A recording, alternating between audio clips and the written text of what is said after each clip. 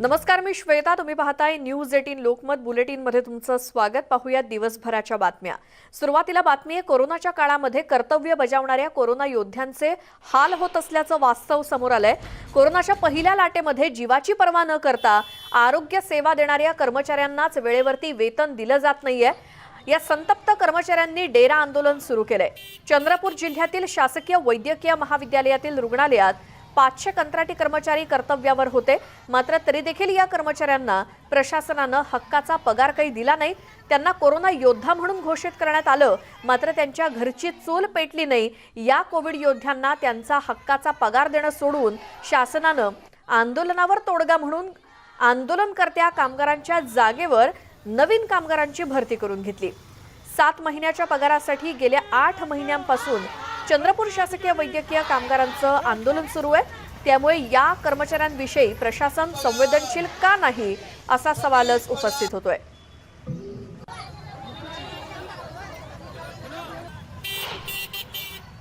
इथे बाया बसून आहेत, रात्र दिवस जग राहत आहेत. कोणाच्या घरच्या तब्येतीचा खाण्या घेण्याचा म्हणजे एवढं प्रश्न आला आहे. तरी पण शासन का असं जागा होत नाही, यांना काऊन जाग येत नाही. म्हणजे एखादी जागेवर मरून गेलं तरी पण त्यांना जाग नाही आला. आमच्यातले 10-12 वर्ष काम करणारे लोक, एका घरचे 2 जण जीव गेला. एक बिचारा आईबाबांना अनाथ झाला. 2 मुलं, एक मुलगा मुलगी, ते आईबाबांना अनाथ झालं. ते कोरोनामध्ये काम करूनही त्यांना ते मरून गेले, पण त्यांच्या मुलांना पगार नाही मिळाला. ह्या 8 महिन्यामध्ये किती काळ गेला आणि किती आम्हाला सहन करावं लागतं हे आम्हालाच माहीत आहे. कारण मागील हे 8 महिन्यामध्ये आमचे किती जीव गेले, किती घर उद्ध्वस्त झाले, हे शासनाला किंमत नाही आहे. त्याची किंमत आम्हाला जाणीव आहे, कारण आम्ही त्याच्यामधून निभवतो. आम्हाला ते जाणीव आम्हाला आहे, शासनाला नाही आहे. लाईटाची बिल येऊन आहेत, ते बिलं भरणे जात नाही, वरून बिलवाले परेशान करतात आहे. घर भाडं आहे, काही लोक किरायाने राहत आहेत. त्यामुळे काही लोकांना तर कोरोनामध्ये तुम्ही ड्युट्या केल्या, कोरोनामध्ये मागं काढलं. आता बिनपगारी आहे, पगार किराया देऊ शकत नाही म्हणून त्यांना घराच्या बाहेर काढत आहे. तसेच करून आता काही लोक तसे आजारी पडले आहेत. आमच्या काही इथे बाया बसणाऱ्या बाया बिमार पडल्या आहेत. आज त्यांना डेंग्यूपासून तर कोरोनापासून होऊन राहिला आहे. मुलं ज्यांच्याकडे प्यायला सोय नाही, ज्यांच्याकडे बिमारीचा पैसा नाही, ज्यांना घर सांभाळणार कोणी नाही, त्यांचा इलाज कोणी करावा. म्हणून माझं एकच म्हणणं आहे की शासनाला आता तरी कशी जाग येत नाही. आज पूर्ण 8 महिने, हे 8 महिने मागील 7 महिने असे पूर्ण 1 वर्षाच्या वर होऊन गेला आहे. आज एक जर गव्हर्नमेंट माणूस राहिला आणि त्याचा 1 महिन्याचा पगार जर थांबला ना, त्याच्या घरामध्ये काय परिस्थिती त्याला जाणीव आहे. त्याचप्रमाणे आमच्या घरी आज 14 महिने झाले पेमेंट नाही आहे. या संदर्भात अधिक बोलण्यासाठी चंद्रपूरहून आमचे प्रतिनिधी हैदर शेख आपल्यासोबत जोडले गेलेत. हैदर, एकतर आरोग्य कर्मचारी जे आहेत त्यांनी स्वतःचा जीव धोक्यात घालून कोरोना काळामध्ये इतर रुग्णांची सेवा केली, मात्र त्यांचीच दखल घेतली जात नाही आजच्या तारखेला. असे किती एकूण कर्मचारी आहेत की ज्यांच्यावरती अन्याय झालाय? महत्त्वाचं म्हणजे हे जे कोरोना योद्धा आहे यांना हे किमान 8 ते 10 वर्षापासून या सगळ्या शासकीय रुग्णालयामध्ये काम करत आहेत आणि त्यांचा किमान 7 महिन्याचा पगार बाकी आहे. 8 महिन्यापासून आंदोलन सुरू आहे. एकंदरीत 500 कंत्राटी कामगार आहेत, विविध विभागात काम करणारे, अशी त्यांची समस्या. सकाळी 7 पासून आपण या विषयावर सातत्याने आहोत. नेमक्या काय समस्या आहे त्यांच्या आपण त्यांना जाणून घेणार आहोत. आपल्यासोबत त्याच्यात आंदोलनामध्ये एक मुलगा आहे, त्याची आई आणि वडील दोन्हीही मरण पावले, पण आतापर्यंत काही मोबदला मिळाला नाही. नेमकी काय परिस्थिती होती रे, काय झालं होतं? मी अंकित पाटील, संगीता पाटीलचा मुलगा. काय झालं होतं सांग. आईला आरोग्य सेवकांमुळे पगार नाही मिळाला म्हणून आईचे ब्रेन अटॅक येऊन मृत्यू झाली आणि बाबा 7 वर्षा पहिलेच मरण पावले. आपल्यासोबत पुन्हा एक आहेत, तिचे आई आणि वडील हे दोन्हीही मरण पावले, पण दोघांचाही पगार मिळाला नाही, वेतन मिळालं नाही. काय परिस्थिती नेमकी सांग. मी मोनिका खडसे, माझे वडील प्रदीप खडसे शासकीय रुग्णालय येथे कंत्राटी कामगार म्हणून कामावर होते. त्यांचा 27 एप्रिल 2020ला मृत्यू झाला आणि त्यावेळेस सुद्धा माझ्या बाबांचा 7 महिन्यापासून पगार झालेला नव्हता. ज्या वेळेस 7 महिन्यापासून ज्या घरामध्ये पगार नाही आहे त्या घरामध्ये घर कसं चालवायचं, प्रत्येक आर्थिक अडचणींना आम्हाला बाबाला सामना करावा लागायचा. आमचं शिक्षण, घरचा खर्च, खाण्यापिण्याचं, लाईट बिल सगळं थकीत राहायचं. बाबा यामुळे खूप टेन्शनमध्ये होते. आणि माझ्या बाबाच्या मृत्यूचं कारण आहे शासन. का जर माझ्या बाबांचा पगार झाला असता तर माझ्या बाबांचा मृत्यू नसता झाला. आणि त्यानंतर माझ्या बाबांच्या जागेवरती माझ्या आईला कंत्राटी कामगार म्हणून शासकीय वैद्यकीय रुग्णालय येथे कामावर घेण्यात आलं. आणि आईचं सुद्धा 7 महिन्यापासून पगार झालेला नाही आहे. काही आजारामुळे माझ्या आईचा मृत्यू झालेला आहे आता. आणि मम्मीचं सुद्धा माझ्या 7 महिन्यापासून पगार नाही झाला. आज बाबाचा मृत्यू होऊन 17 महिने होत आहे. बाबाचा सुद्धा पगार बाकी आहे. आईचा मृत्यू होऊन 4 महिने होत आहे. आईचा सुद्धा पगार मिळालेला नाही. आईचा सुद्धा माझा पगार मिळालेला नाही आहे.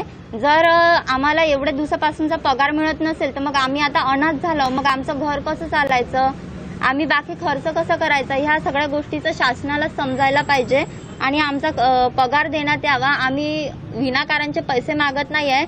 आमच्या आईबाबांनी काम केलं, आम्हाला आमच्या कामाचा मोबदला हवा आहे. आम्हाला आमचा पगार देण्यात यावा. कोविड काळात कामं करून जीव धोक्यात घातली, सेवा केली लोकांची, मृत्यू झाल्यानंतरही त्यांना त्यांचं वेतन मिळालं नाही, मोबदला मिळाला नाही. आपल्यासोबत पप्पू देशमुख जे आहेत या आंदोलनात सध्या काय परिस्थिती झाली, का कोणाचा फोन आला किंवा काही झालं का या संदर्भात आपण ते माहिती घेऊ. पप्पूजी काय अपडेट असते? सर्वप्रथम न्यूज 18ने या 500 कोरोना योद्धा कामगारांची वेदना न्यूज 18च्या माध्यमातून महाराष्ट्रासमोर मांडता आली, यासाठी मी न्यूज 18च्या कामगारांच्या तर्फे आभार व्यक्त करतो. आणि आतापर्यंत सकाळपासून न्यूज 18 एवढ्या ताकदीने हा विषय लावून धरत आहे, परंतु या खात्याचे मंत्री असतील, मोठे अधिकारी असतील, मेडिकल कॉलेजचे अधिष्ठाता असतील, जिल्हा प्रशासन असेल, ना आंदोलनकर्त्याला कोणी संपर्क केला आणि माझ्या माहितीप्रमाणे न्यूज चॅनललाही कोणी आतापर्यंत संपर्क केलेला नाही आहे. एकच कारण सगळेजण पुढे करतात की हे प्रकरण तांत्रिक कारणामुळे पगार अडलेला आहे, क्लिष्ट प्रकरण आहे. हे प्रकरण क्लिष्ट नाही, कोणत्याही तांत्रिक कारणामुळे अडलेलं नाही आहे. आम्ही एका मिनिटामध्ये सांगू शकतो. 20 मे 2020मध्ये नवीन कंत्राटदार निवडण्याची टेंडर प्रोसेस झालेली होती. त्याला वर्क ऑर्डर देणं गरजेचं होतं. त्याला वर्क ऑर्डर जर दिला असता तर ऑगस्टपासून जो पगार थकीत आहे फेब्रुवारी 2021पर्यंत तो पगार थकीत राहिला नसता. परंतु मर्जीतल्या कंत्राटदाराची ई टेंडरिंगमध्ये निवड झाली नाही. त्यामुळे ज्या कंत्राटदाराची निवड झाली त्याचा जाणीवपूर्वक वर्क ऑर्डर रोखून धरण्यात आला. यामध्ये वैद्यकीय शिक्षण विभागाचे सचिव असतील, तत्कालीन संचालक असतील, महाविद्यालयाचे अधिष्ठाता असतील, या सर्वांनी भ्रष्टाचार केला. चंद्रपूरच्या जिल्हा भ्रष्टाचार निर्मूलन समितीचे तत्कालीन अध्यक्ष जिल्हाधिकारी डॉक्टर कुणाल खेमनार यांनी चौकशी करून याच्यामध्ये भ्रष्टाचार झाला हे मान्य केलं.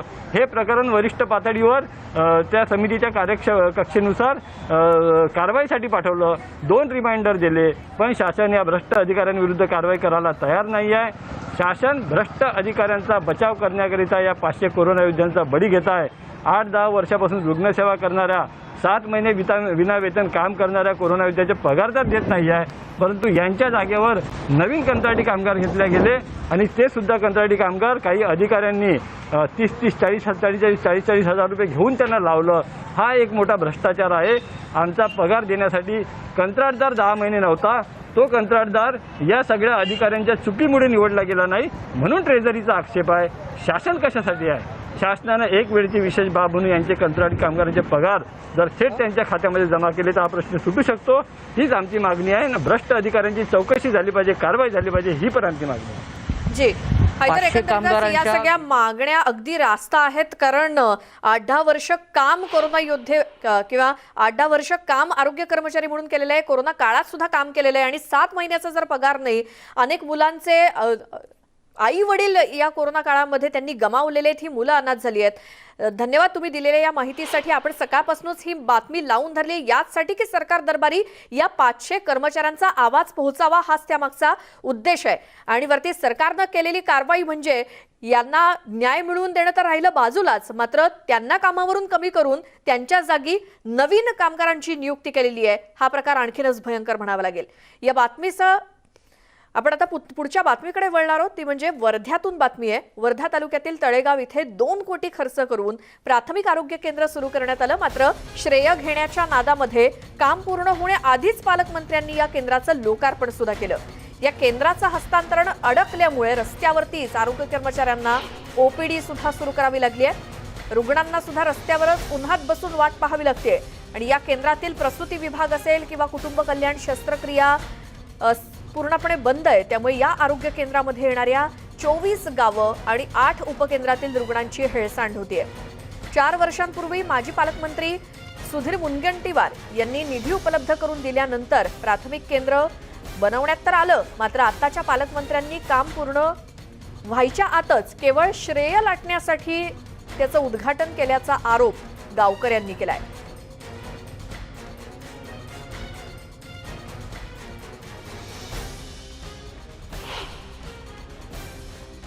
म्हाताऱ्या माणसाने याचं ना पाण्यात वलं व्हायचं का? अखीन जास्त बिमारी करायची का तुम्ही लोकांना? मग हे चालू कवा कराल? हां 4 वर्ष 5 वर्ष होत आले, काही असंच थोडं आहे.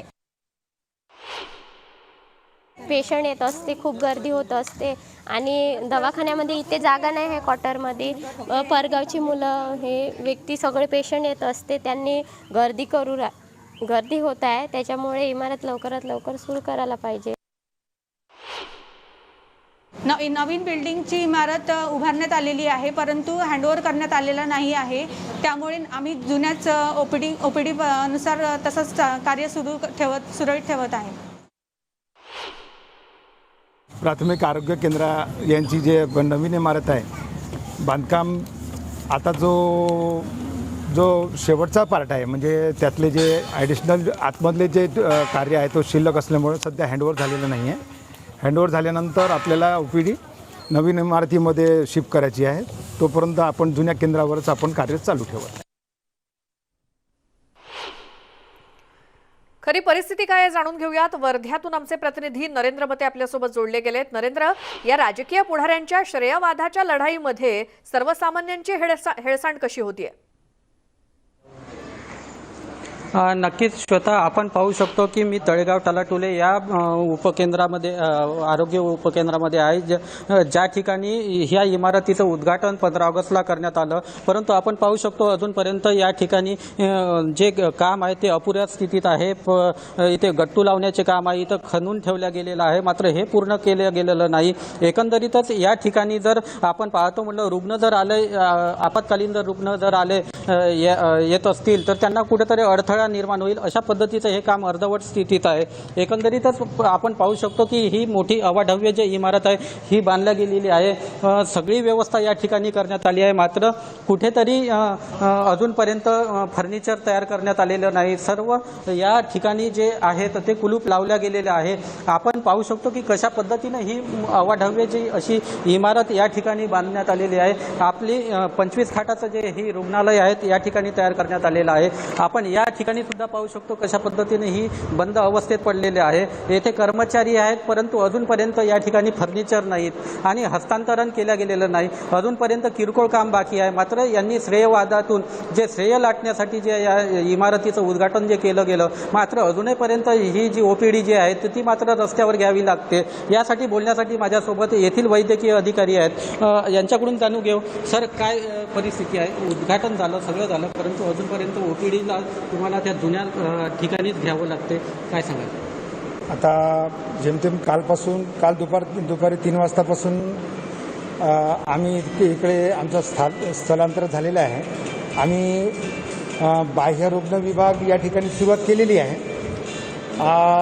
औषधी विभाग आणि बाह्य रुग्ण विभाग हे दोन्ही आम्ही. आपलं हे सांगा की 4 वर्षापासून येथील प्रसूती विभाग बंद आहे, येथे कुटुंब कल्याण शस्त्रक्रिया बंद आहेत, येथे अजूनपर्यंत लॅब सुरू झालेली नाही आहेत, अजूनपर्यंत या ठिकाणी सोयीसुविधा उपलब्ध झालेल्या नाहीत. मागच्या 4 ते 5 वर्षापासून इथं म्हणजे जो ANC जो विभाग आहे, म्हणजे प्रसूतीचा जो सेक्शन आहे तो बंद आहे. आता इथं या नवीन इमारतीमध्ये मला एक सांगायचं आहे की प्रकल्प उभारणी करणे याच्यामध्ये हा एक कन्सेप्ट 2 याच्यामध्ये आपण डिवाइड करू शकतो. म्हणजे प्रकल्प उभारणी करणे, म्हणजे प्रकल्पाला व्यवस्था आणि संचालन याच्या साह्यानं सुव्यवस्थित ठेवणे. माझ्या मते हा जो पार्ट आहे तो जास्त महत्वाचा आहे. नरेंद्र, थोडंसं थांबवते. आपल्या सोबत भाजपचे नेते सुधीर मुनगंटीवार जोडले गेलेत फोन लाईन वरती. मुनगंटीवारजी, हे जे केंद्र आहे प्राथमिक आरोग्य केंद्र आणि राजकीय पुढाऱ्यांच्या श्रेयवादामध्ये मधल्यामध्ये नागरिकांची हेळसांड होतीये. नाही, श्रेयवादाचा विषय उपस्थितच होत नाही. कारण श्रेयवादाचा प्रश्न तेव्हा उपस्थित होतो जेव्हा कोणाच्या कार्यकाळामध्ये ते काम पूर्ण झालं किंवा कोणाच्या कार्यकाळामध्ये त्या संदर्भातला निधी उपलब्ध झाला, कोणाच्या कार्यकाळात प्रशासकीय मान्यता उपलब्ध झाली. आणि म्हणून मला वाटतं श्रेयवाद नाही, पण हा जिल्हा परिषदचा अधिकार आहे. पालकमंत्री महोदयांनी स्थानिक स्वराज्य संस्था म्हणून जिल्हा परिषदला PSCचं उद्घाटन करणे किंवा PSC साठी योग्य मार्गदर्शन करून मग उद्घाटन करणे ही पथ्य ठेवली पाहिजे. जिल्हा परिषद PSCच्या संदर्भामध्ये जरी निधी हा DPDCतून आपण देत असलो तरी पूर्णपणे जिल्हा परिषदच्या अखत्यारीत PSC हा विषय आहे, ज्याला आपण सपोर्टिव्ह भूमिकेतून मदत करावी अशी अपेक्षा असते. पण मी जी माहिती घेतली त्याच्यामध्ये जिल्हा परिषद उद्घाटन करण्याच्या दृष्टीने तयारी केली असता त्या तारखा बदलल्यात आणि नंतर मग मात्र या नवीन विषय उपस्थित झाले की कोणतंही अजून साहित्य आलं नाही, उद्घाटन होत आहे. बर, हा श्रेयवाद किंवा श्रेय घेण्यासाठी उद्घाटन केला असा आरोप गावकऱ्यांनी केलाय. कारण तुम्ही ज्या वेळेला पालकमंत्री होतात त्यावेळेला तुम्ही निधी उपलब्ध करून दिलात, प्राथमिक आरोग्य केंद्र किंवा प्राथमिक केंद्र हे बनवण्यात आलं, मात्र त्याचा उपयोग आत्ता नागरिकांना होत नाहीये. नाही, असं आहे, प्राथमिक आरोग्य केंद्राची इमारत मी असताना ताबडतोब निधी उपलब्ध करून दिला आणि साधारणतः सर्व ठिकाणी आरोग्य व्यवस्थेचं बळकटीकरण व्हावं ही माझी अपेक्षा होती. कारण आपल्या राज्यामध्ये 80% जनतेसाठी 20% सार्वजनिक सुविधा आहे आणि 20% लोकांसाठी 80% खाजगी दवाखाने उपलब्ध आहे. आणि हे मला नेहमी खटकायचं आणि मी आरोग्य मंत्र्यांना नेहमी विनंती करायचो की आरोग्य विषयावर आपल्याला लक्ष देणं आवश्यक आहे. की एखाद्या गरीबाचा 2 दिवस सुद्धा आजार असेल तर 2 दिवसाची रोजी म्हणजे हातावर पोट घेऊन जगल्या जाते. म्हणून मी आरोग्य सेवेला नेहमी झुकतं माप द्यायचो, त्यातून पैसे दिले. पण गेले 1.5-2 वर्ष हाफकिनच्या खरेदीच्या संदर्भामध्ये आरोग्य विभागाची खरेदी आणि हाफकिननी करावी या निर्णयाच्या कारणाने या कोरोनाच्या कार्यकाळात म्हणजे वर्धाच म्हणून नाही, अनेक जिल्ह्यातले लोक मला फोननी माहिती देतात की आमचं PSC तयार झालं. आणि म्हणून मी पुढच्या आठवड्यामध्ये या संदर्भात एक बैठकी आयोजित केली आहे की अनेक ठिकाणी इमारती तयार झाल्या आणि साहित्य खरेदी 2-2 वर्ष होत नाहीये. ही काही चांगली गोष्ट नाही.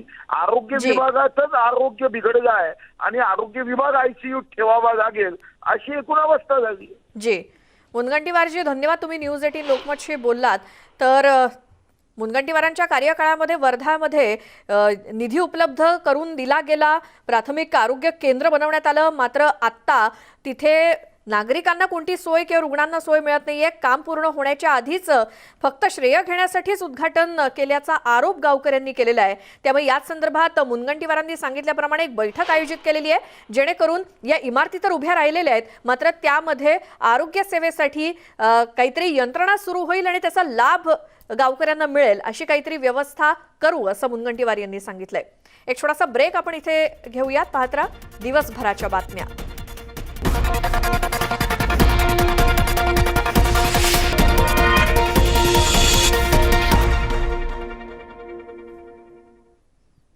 ब्रेकनंतर तुमचं स्वागत दिवसभराच्या बातम्यांमध्ये. आणि यावेळेला एक मोठी बातमी आहे. न्यूज 18 लोकमतच्या बातमीचा इम्पॅक्ट दिसलेला आहे. पुण्यातल्या नरे गावातील खड्डेमय रस्त्यांची दुर्दशा न्यूज 18 लोकमतनं चव्हाट्यावर आणली होती आणि ही बातमी पाहिल्यानंतर पालिकेला खडबडून जाग आली आहे. गोकुळनगर नरे रोडवरचे खड्डे डांबर टाकून बुजवण्यात आलेत आणि सिमेंट रस्त्यावरचे सगळे खड्डे बुजवायला पालिकेनं प्राधान्य दिलंय. खड्डेमय रस्त्यांमुळे स्थानिकांना मोठा त्रास सहन करावा लागत होता आणि स्थानिकांनी या कामासाठी पाठपुरावा देखील केला होता, मात्र त्यात यश काही येत नव्हतं. अखेर न्यूज 18 लोकमतच्या बातमीनंतर पालिकेनं रस्त्यातले हे खड्डे बुजवायला सुरुवात केली आहे. त्यामुळे इतक्या दिवसांपासून खड्ड्यांसंदर्भातली जी वृत्तमालिका न्यूज 18 लोकमतनं चालवलेली होती तसदीबद्दल क्षमस्व, या वृत्तमालिकेचा इम्पॅक्ट दिसलेला आहे. न्यूज 18 लोकमतच्या बातमीचा इम्पॅक्ट दिसलाय आणि नरे गावातल्या या रस्त्यांची जी दुरवस्था झालेली होती तिथे तात्पुरतं हे रस्ते सुधारण्याचं काम सुरू करण्यात आलेलं आहे. डांबर टाकून हे रस्ते सुधारले जात आहेत, खड्डे बुजवले जात आहेत. गोकुळनगर नरे रोडवरचे हे खड्डे डांबर टाकून सध्या बुजवले जात आहेत. त्यामुळे पुण्यातल्या नरे गावातली हे खड्ड्यांपासून काही अंशी मुक्तता या स्थानिकांची होणार आहे. त्यांनी अनेकदा पाठपुरावा करून कुणी दखल घेतलेली नव्हती. न्यूज 18 लोकमतच्या बातमीचा इम्पॅक्ट मात्र दिसलाय.